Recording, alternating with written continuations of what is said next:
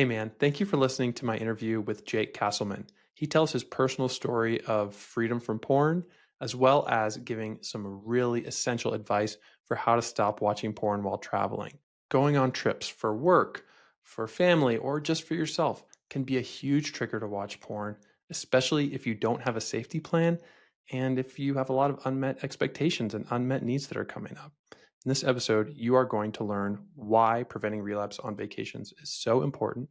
You'll hear about some of the most common triggers and how to create a strong structure while also giving yourself grace and space to just be present. Enjoy the episode. Welcome to Husband Material. Today, we get to hang out with Jake Kastleman, who is a porn addiction recovery coach and the founder of NoMoreDesire.com. Welcome, Jake. Hey, thanks, Drew. It's awesome to be here, man. Truly. I've been inspired by the things you're doing and just excited.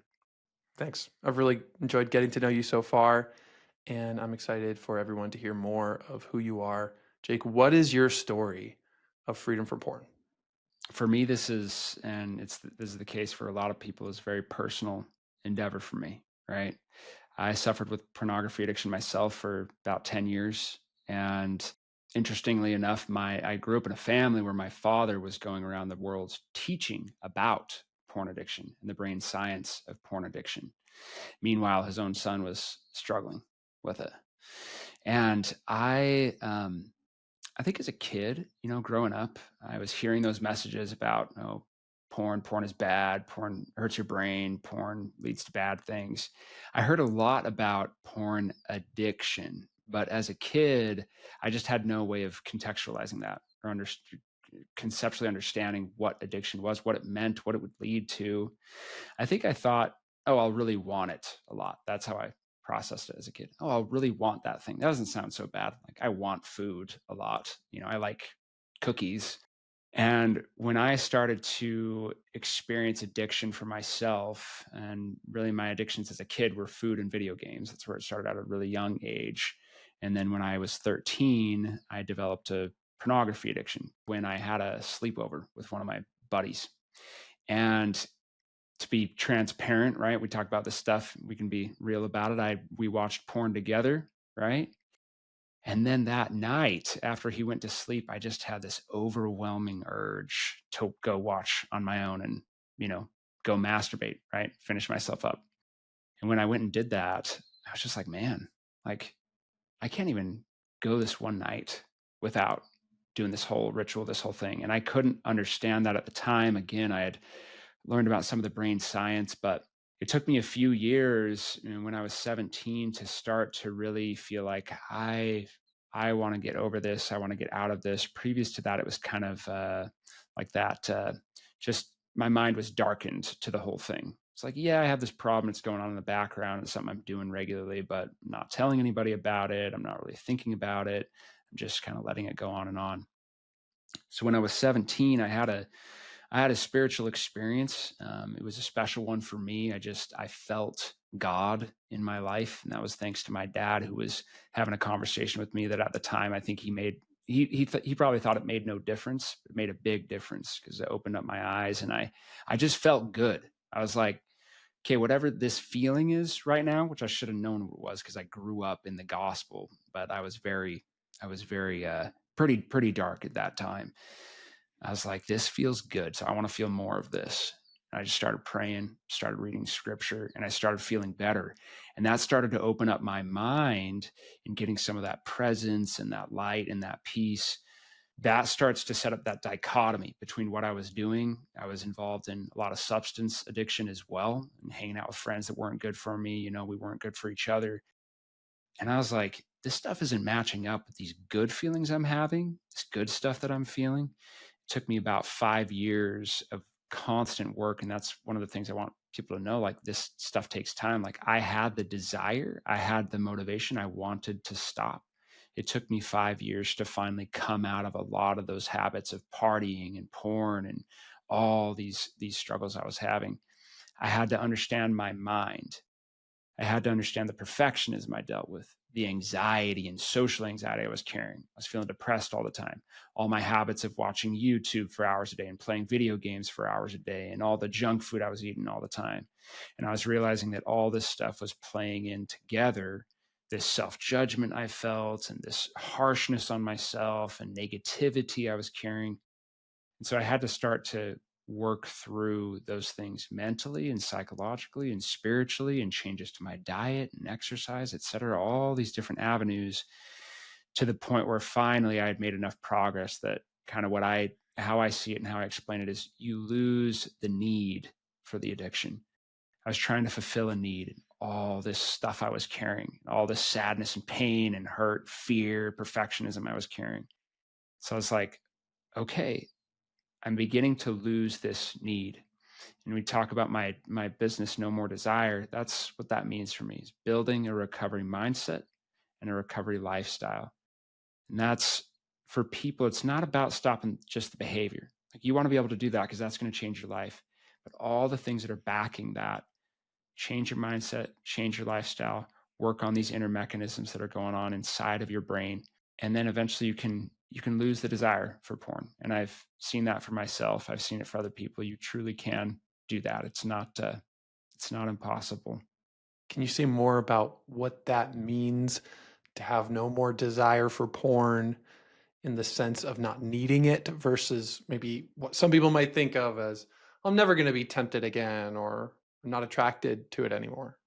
Yes, I love that you ask that. It's You know the right questions to ask, Drew, because there is a massive distinction between sexual arousal and desiring sex and feeling physical attraction, which are all very normal, very healthy things that we should actually build a relationship of those aspects of our mind that's positive and see that as a positive thing. It's the way my mind's supposed to work.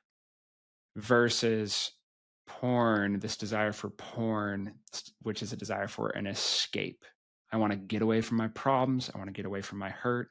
I'm using this as a mechanism to take care of eventually what you start to understand, which is fear, shame, grief, is best I've come to understand it.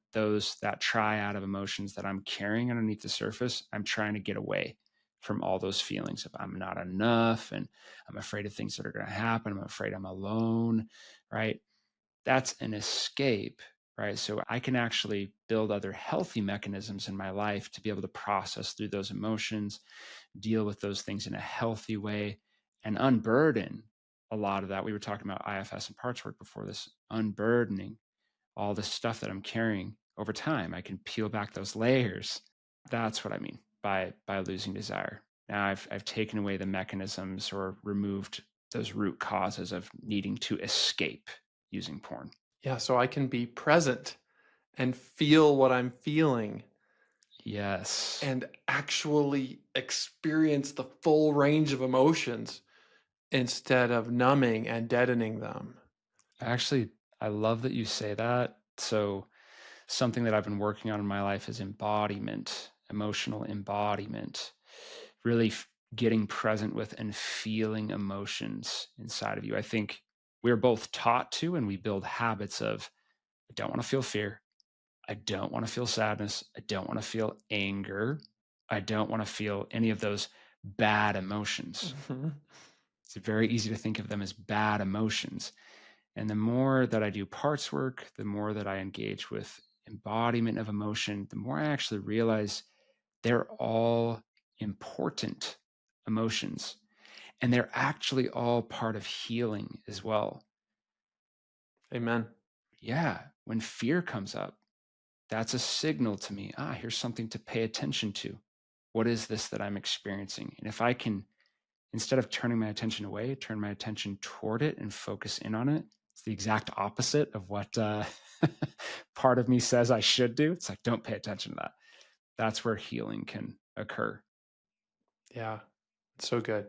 And one of the situations which makes us most susceptible to relapse and going back to porn is when we get triggered by all of the feelings of traveling Hmm. on a trip, on a vacation, maybe for work, or even on like a couple's trip. Traveling triggers us and it brings up a lot of those things we don't want to feel. Why is this topic of preventing relapse on trips so important?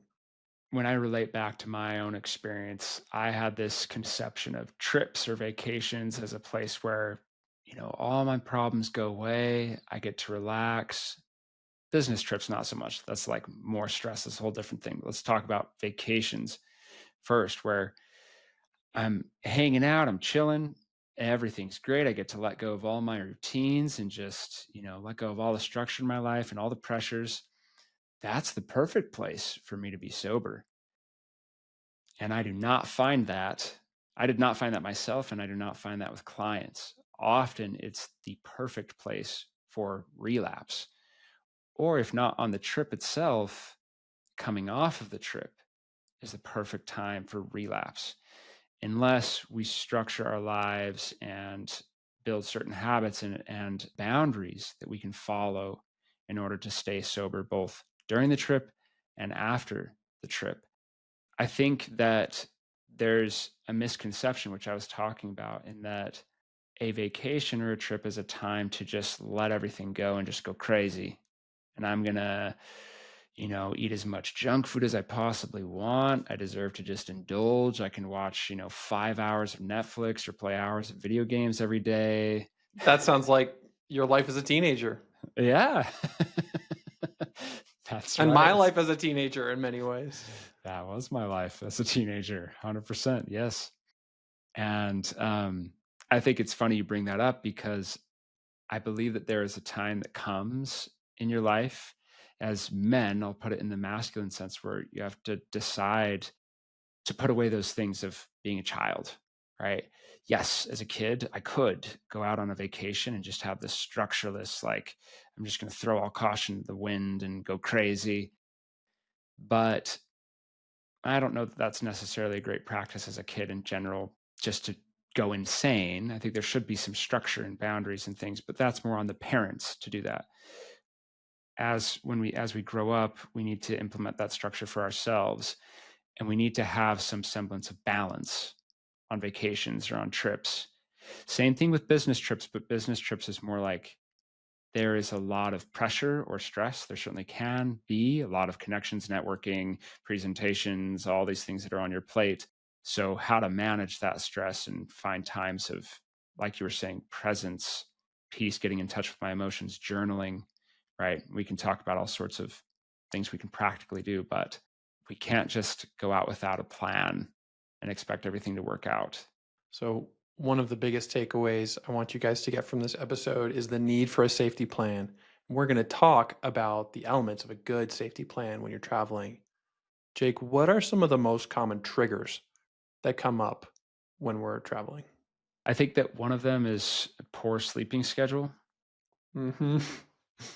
On vacation, we can stay up until 2 in the morning and wake up at 10 a.m., right? Maybe if you have kids, it's not quite the case, but it's not going to look so good. Maybe we do have stay up really late and then wake up really early with our kids. So when I'm not sleeping well, then my neurotransmitters and hormones are all out of whack. My immune system is hurting. I'm feeling imbalanced. I'm feeling out of, my mood's off, right? I'm impatient. I'm more prone to anger, and I'm certainly more prone to cravings in general, right? And in this case, if you struggle with pornography addiction, your brain is going to point where? To porn, right? This is how I escape. This is how I feel better, right? And even if you don't intentionally stay up late, jet lag will still mess up your sleep. Yes, totally. Yeah. So it's important to keep an eye out for that. And in some ways, there isn't anything we can do about the, lacking some sleep or things like that, different stuff that happens out of necessity.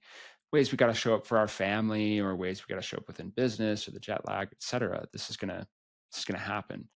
And so there are things we can do with our mindset to watch for the stress, be present with the stress, to give ourselves grace, right? And also the messages we can take on that are often behind the anger of poor sleep, which is, I don't feel capable. I don't feel like I can be here, do all the things I've got to do. I'm tired. This isn't going to work out. How do I accomplish everything I need to? Or how do I be here for my family? And then we'll be filled with feelings of inadequacy and feelings of fear. And then that's pumping up all the anger, right? I'm feeling just, I want to control things and I want to make the pain stop, right? So being able to work with a lot of that and be present with that emotion.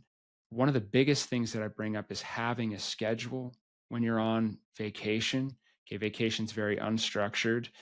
So a lot of people think, well, I'll just be present in the moment, just do whatever I want. Both for myself and I think for many of the men that I work with, we have these intense minds. We're very driven.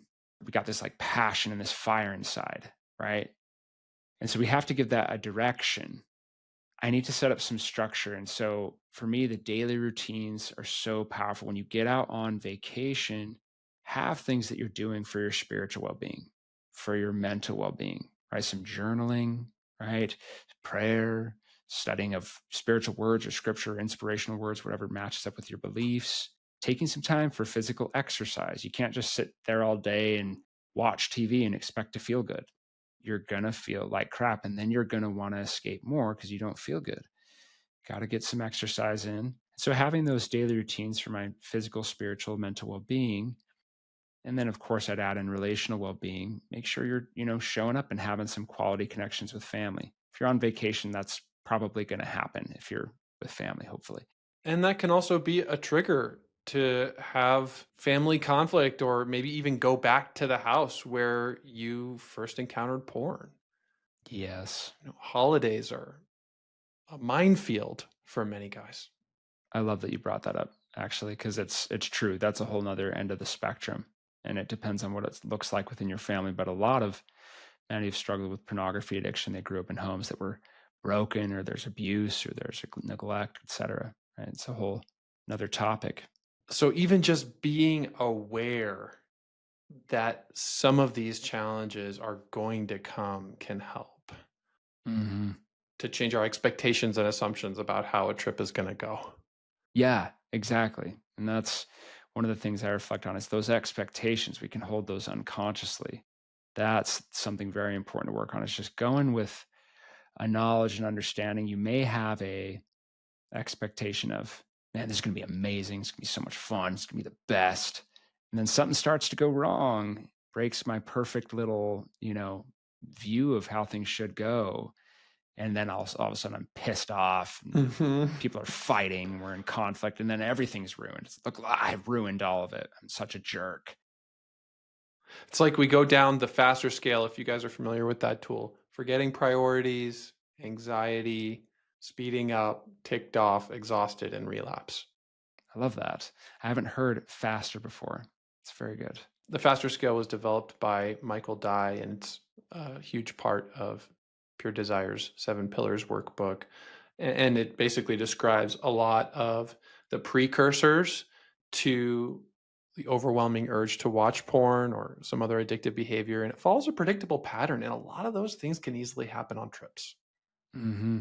Yes, 100%. Some of the other things that we want to watch out for, and these are so pervasive in our culture nowadays.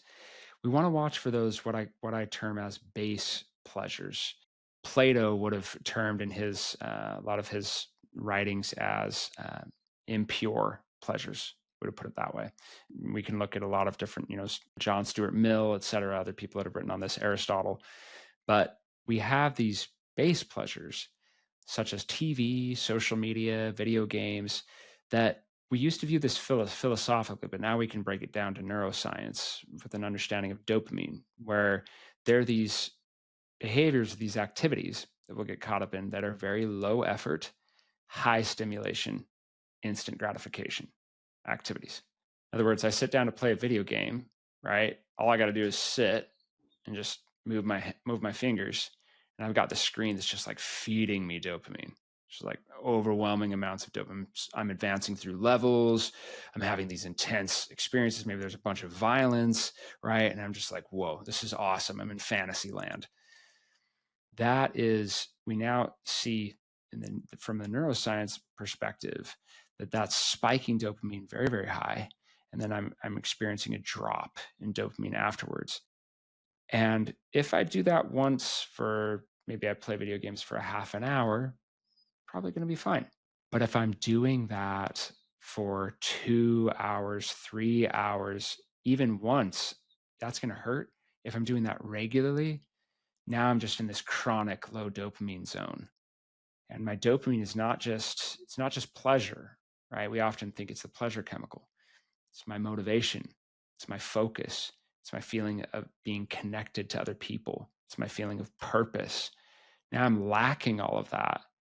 And now my brain is just like it's just reaching out, it's just craving, give me more dopamine. I need more. And that's going to set me up to go straight to porn because that's one of the ways I can get the highest dopamine hit. So we want to balance those things. If you're going to watch TV, sit down and do that for my personal preference would be like 20, 30 minutes, or maybe like watch one or two movies while you're on vacation for a week, right? Not like every night, especially when we're in this chronically low dopamine state. And I know that's a high standard I just set, by the way. I'm not saying that's easy to do. You also need to understand where you're at and what you can reasonably do. But to be aware of this, right? When I'm in this low dopamine state all the time, anything that I'm doing to imbalance that is going to probably feel really extreme. So if I can start to replace these base pleasures that are it's low effort, it's instant gratification, it's high stimulation with noble pleasures, things that are more a higher level of effort, right? Or a higher level of presence. I need to be present in the moment with a moderate dopaminergic release, right? Things like reading or writing or spending time with others, having conversations, building or creating. I can do a little bit of passion project stuff while I'm out on vacation. Those things are going to actually help build your dopaminergic system, heal and repair your dopaminergic system, whereas the base pleasures damage it. We just want to balance that out as much as we can while we're on vacation. Totally. Because we're thrown off balance. Yeah. We're dysregulated. And I think that's another aspect, Drew. I love that you're bringing that up. We are out of our comfort zones. This is a big one that I see all the time. Is we think that we're going to go out on vacation and be like, great, I get to shake things up. But the trouble is, often, again, we can have these kind of sensitive minds, and I think that can change. That's shifted for me, right? In 10 years of sobriety, your mind can become less sensitive, less like stringent or perfectionistic, less obsessive. But I remember, especially in the first few years of recovery, it's like I had to keep like a strict schedule. My comfort zone and things, it was very hard to experience transitions or to do things that were outside of my norm. It just threw me way off. So I had to really bring in as much routine as I could. So, you know, for me, when I'm on vacation in the mornings, I'll have my routines. So I get up earlier than pretty much everybody else, so I can do those, and that's hard, but that means I go to bed a little earlier than some people do. I don't stay up really late, get up a little bit earlier so I can do these things. And then I have a time where I kind of go over the day, right? What's going on today? And typically there's hopefully some kind of plans of a couple things we're going to do. And I kind of order that in my mind because there's a part of me that really wants kind of some level of control or some level of like certainty or where we're going, some level of security in that schedule. So I go, okay, here's some things that are going on today. Here's kind of what I can anticipate, kind of like a father or a good mom would like do for their kid, like, hey, here's some things we have going on today. So you kind of know what to expect to help level their kid out. I got to do that for myself. It's like we got to do that for our inner child. Yes, that's exactly what it is. In case you guys didn't know, Jake has a great article about this topic on his website, and I'll put a link to that in the show notes. One of the things that you say in that article that I love the most was an encouragement to live in the moment, forget about your agenda and expectations, get connected, be present with each other, and accept the imperfect. Wow. Yeah. And I do that perfectly myself. So fortunately, I have it all figured out. The more I learn about this and talk about this, I feel like I want to become an imperfectionist, the opposite of a perfectionist. Yeah, everything's something I started saying to myself a while back because I'm always continuously trying to learn and progress and still have some of those perfectionistic tendencies and obviously fear and shame and grief and all those things that we all deal with, right? It's always stuff every day that I'm working on. But one of the things I started saying a little while ago is nothing is optimal. Nothing is optimal ever. Like, what scenario do you have in life where you're just like, dude, that was just perfect. That was everything I ever wanted, ever dreamed of. Exactly. Like maybe twice in your whole life that might happen. So I think it's good to go in with the expectation stuff's going to, not a hopelessness, like stuff's going to go wrong. Oh man, it's so bad. But stuff is going to go wrong and stuff's going to be non-optimal, and that's part of life. That's how it's going to happen. I think that opens you up then to be more creative, enjoy the moment more, be more present, and not feel this pressure. Totally. And within that posture of just living in the moment and being present, it still really helps to have a plan. So, what would you recommend to somebody who wants to make a safety plan the next time they're traveling? So you want to sit down previous to going out, because if you're already on the trip, you're a bit late. It's going to be hard to try to work that all out after you're already out there. Sit down and determine, okay, what are my daily routines? Okay, so mental, spiritual, physical. What can I set up for myself each morning or in the afternoon or in the evening, whatever works best for you? I love the mornings, but I know some people it's like, I cannot wake up that early. But if you can start your day that way, set up a few things. For me, I'm a little extreme with this, and I know this sounds intense, but it took me years to get here. I spend a half an hour in my spiritual time. I spend 15 minutes journaling, and then I exercise for about another half hour. Okay, so it takes time to do all that. And I get a healthy breakfast that I set my day up really well with a good quality breakfast, get some vegetables, get some fruit, get some good quality carbohydrates, protein, good fats. I start my day that way because that's the maximum amount of fun, right? Like I want to have energy. I want to feel good. I want to feel happy. That way I can actually have a really good time that day. So determine what time do I need to kind of get up generally and go to bed generally in order to make those routines work. Plan activities, right? Your entire day doesn't have to be loaded. You don't have to have it loaded front to back, but plan some things with your family if you're on vacation of here are the things that we're going to do each day, right? We're going to go out to this event or we're going to go on this hike or we're going to go do this, that, right? Plan some stuff. And then plan some things, something as well that you can do that is going to be, especially if you're an introvert, but I think this is for a lot of people. Plan something you can do that's on your own, independent, where you can take a break and take time out, right? To write or to read, to do something that kind of fulfills you. It helps you recharge. It helps you feel a little accomplished, helps you feel good, be more present. Plan in those things. If it's a business trip, you need to plan in all those same things. It's just going to look a little bit different, right? Than that, because you're going to have meetings, you're going to have um, networking events, presentations, etc., things that you're doing. You still need to take care of yourself while you're out there physically, mentally, spiritually, maybe even more. It's more important, even. You're facing stress and expectations in this whole environment.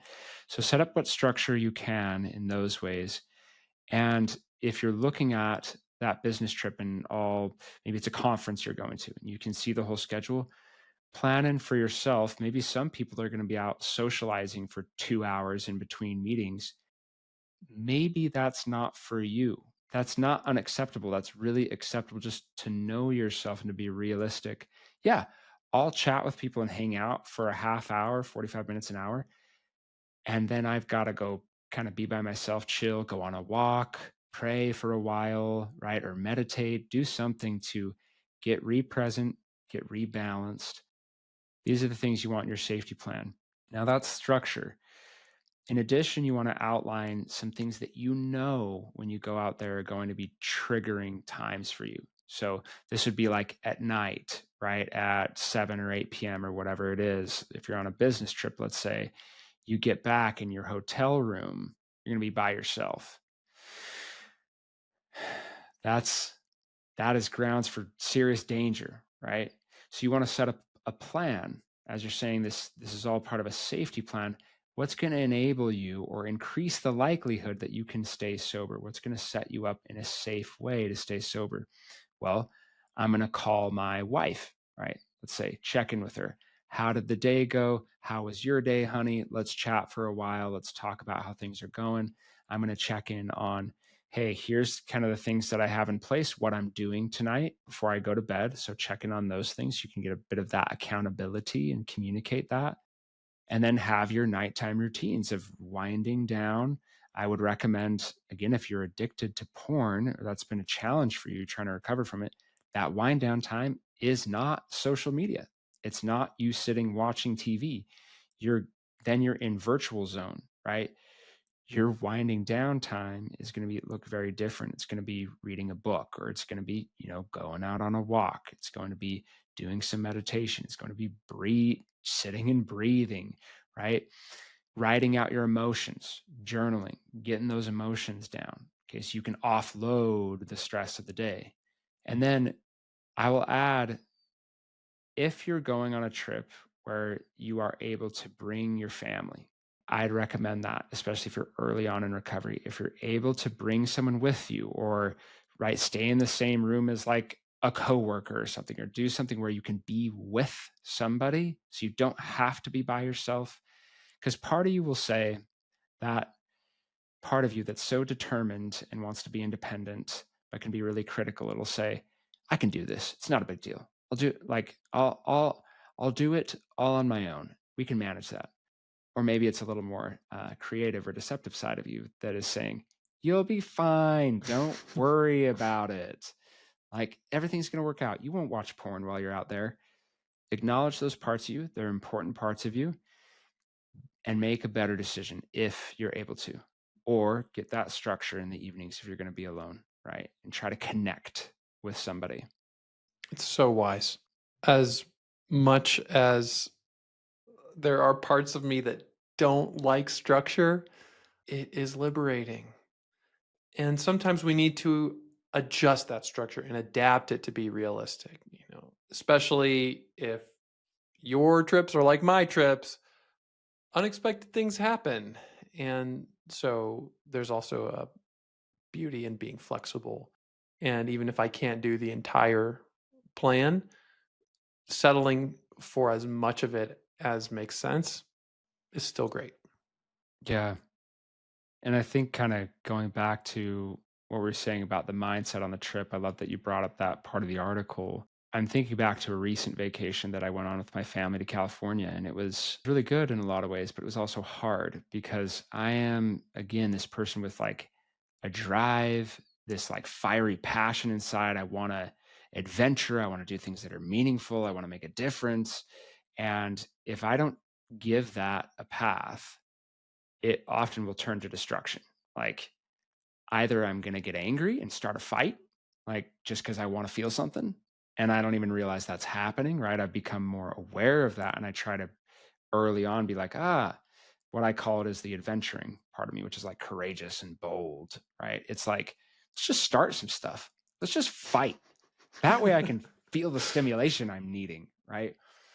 So if I'm able to call attention to that part, I can either redirect it to be like, gotta go out and do something exciting. So when I was out there, I was feeling that tension. And I was like, hey, babe, I'm going to take our son out. We're going to go on a daddy sun date. We're going to go get some food. We're going to walk around some stores and hang out. Right. I got some good one on one time with my son. We chilled, we hung out. That gives me some of that meaning. It's not incredibly overwhelmingly exciting. Right. But it's a time for me to go out and do something different. Right. And laugh with my son, hang out. Right. Eat some good food and get some of that stimulation that I needed. But even if not that, even if there's not an option, at least I can step back and be aware of the part of my mind that might be seeking out an escape, or the parts of my mind that are highly driven, right? And can move into more of that. So one of those parts that's can act as a manager, it's like, dude, we got to get stuff done. We got to be productive. Like we got to be on point. And if we're not doing that, we're worth nothing. Right. So turning to that part and being like, hey, it's a driven part of me. It wants to get stuff done. It wants to be productive. It's a super positive part of me. Love that part. It's okay that right now it's a little slower paced. chilling, I'm relaxing. I got my toddler, I got my wife who's sick, she's pregnant, right? It's more low key right now. And yes, that feels kind of tense for me inside, and I'm going to be present with that tension. It's all right. So good. I love the way that you're incorporating parts work into this conversation and into the work you do. It's one of the most valuable approaches we've found for outgrowing porn. Jake, what is your favorite thing about freedom from porn? Oh boy, lots of things. It's interesting as you say that because there are so many changes that take place neurologically when you get out of porn. And so dopamine, because that's such a heavy contributor, there's many other factors in porn addiction. And when you're recovering, so many things that improve. But just dopamine alone, because it's something that's involved in motivation. I remember it was such a struggle to find motivation. I had these ambitions inside of me of, I want to build a business and I want to make a difference and I want to serve people. I want to have fun and I want to do things that are exciting and I want to do all this stuff. And it's just like, and I feel capable of none of it. It was hard, really hard to get myself motivated. And motivation comes so much more naturally for me now. It doesn't mean it's always easy, by the way, but far more frequently, it's like, it's just there. Like this pool of motivation is just there. And I simply didn't have that capacity before. Focus as well, right? I struggled with what could be termed ADD, ADHD. And by the way, as I say this, I'm not saying that everyone who has ADD or ADHD is an addict and that's why you can't focus. But for me, it was very much this like addiction created, this imbalance in my dopaminergic system. I had such trouble focusing. It was all over the place. It's like a roller coaster. Sometimes I'd be really focused and I'd be in it, and other times it's like I've got nothing.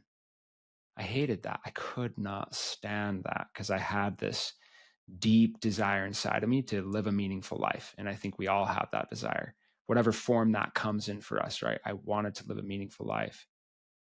And then dopamine also plays this integral role in connection. I just felt detached from the people around me. Like I couldn't connect. I didn't feel as much empathy as I felt like I should feel, or as much emotion or sadness or care. I was like, what am I, a sociopath? Like, I must just be this screwed up, horrible person. I felt like that inside. And it was like, what was playing a big part in that was the addiction, where it was just sapping me and draining me of this emotional energy that I deeply needed and should have as a human being. I think for those who are in the struggle now, having that compassion for yourself, or that understanding of, yeah, I can't feel this. And this is playing a big role in that. It's not that I'm a bad person.